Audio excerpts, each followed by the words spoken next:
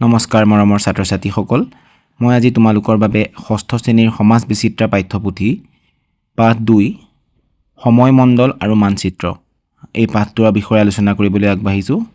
এই পাঠটোৰ অনুশীলনী 1 আৰু অনুশীলনী 2 প্ৰশ্নোত্তৰসমূহ আমি এই ভিডিঅ'টোত আলোচনা কৰিম।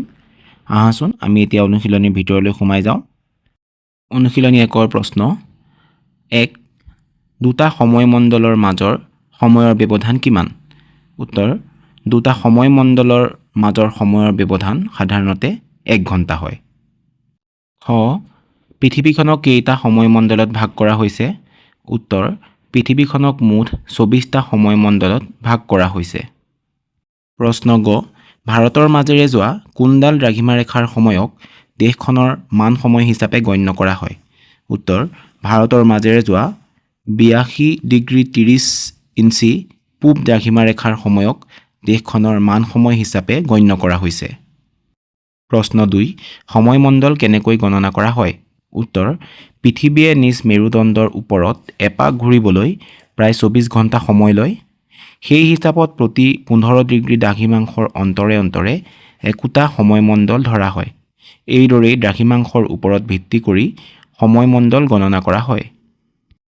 আহাচোন আমি এতিয়া অনুশীলনী 2 প্ৰশ্নোত্তৰৰ দিশেৰে আগবাঢ়োঁ।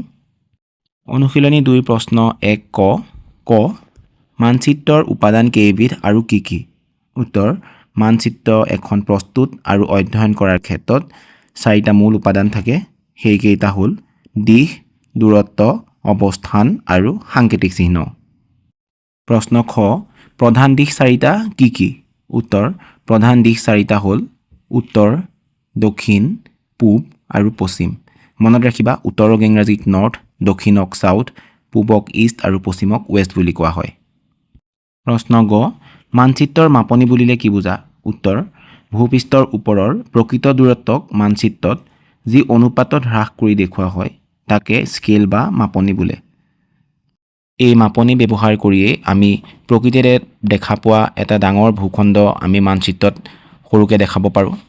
এখন জিলা আমি বা এখন ৰাজ্য বা এখন ৰাষ্ট্ৰ আমি তেনে কম জেগাতে আমি কেনেধৰণে অংকন কৰিব পাৰোঁ সেই মাপনি ব্যৱহাৰ কৰিয়ে আমি অংকন কৰিব পাৰোঁ। প্ৰশ্ন 2 কিছু ক্ষেত্ৰত গোলকতকৈ মানচিত্ৰ কিয় বেছি সুবিধাজনক? উত্তৰ গোলক হ'ল সমগ্ৰ পৃথিৱীখনৰ এটা ক্ষুদ্ৰ আৰ্হি। আনহাতে মানচিত্ৰত পৃথিৱীৰ কোনো এটা অংশ সৰু আকাৰলৈ পৰিৱৰ্তন কৰি অংকন কৰা হয় আৰু ইয়াত এক বা বহু ধৰণৰ তথ্য যেনে প্ৰাকৃতিক, ৰাজনৈতিক, বতৰ আৰু জনসংখ্যা আদি দেখুৱাব পাৰি। বিশেষ বিষয় দেখুৱাবলৈ বিষয়ভিত্তিক মানচিত্ৰ যাক আমি থিমেটিক মেপ বুলি কওঁ অঁকা হয়। সেয়েহে কোনো এটা অঞ্চলৰ বিতং তথ্য জানিবলৈ বা বিশেষ বিষয়বস্তু অধ্যয়ন কৰিবলৈ গোলকতকৈ মানচিত্ৰ বেছি সুবিধাজনক। 3 মানচিত্ৰ আৰু নক্সাৰ মাজত পাৰ্থক্য কি? উত্তৰ মানচিত্ৰত পৃথিৱীৰ কোনো বৃহৎ এলেকা বা সৰু অঞ্চলৰ বিতং তথ্য দেখুওৱা হয়। আনহাতে নক্সা হৈছে কোনো এটা সৰু ঠাই এক বৃহৎ মাপনিৰ চিত্ৰ য'ত সাধাৰণতে দৈৰ্ঘ্য আৰু প্ৰস্থৰ দৰে জোখ-মাখবোৰ গুৰুত্বপূৰ্ণ। প্ৰশ্ন 4 মানচিত্ৰ অধ্যয়নৰ ক্ষেত্ৰত সাংকেতিক চিহ্নবোৰে কিদৰে সহায় কৰে?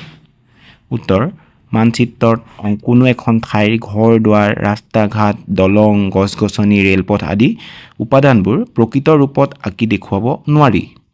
সেয়েহে এই তথ্যবোৰ দেখুৱাবলৈ বিভিন্ন আখৰ, ৰং, ৰেখা বা সাংকেতিক চিহ্ন ব্যৱহাৰ কৰা হয়। এই চিহ্নবোৰে এখন ঠাইৰ বিভিন্ন তথ্য সম্পৰ্কে আমাক জনাব পাৰে। ধন্যবাদ মৰমৰ ছাত্ৰ-ছাত্ৰীসকল। মই তোমালোকক অনুশীলনী 1 আৰু 2 সম্পূৰ্ণ প্ৰশ্ন দিবলৈ চেষ্টা কৰিছোঁ আৰু তোমালোকৰ যদি কিবা বিশেষ খোকোজা থাকে তোমালোকে কমেণ্ট যোগে সুধিব পাৰিবা। ধন্যবাদ।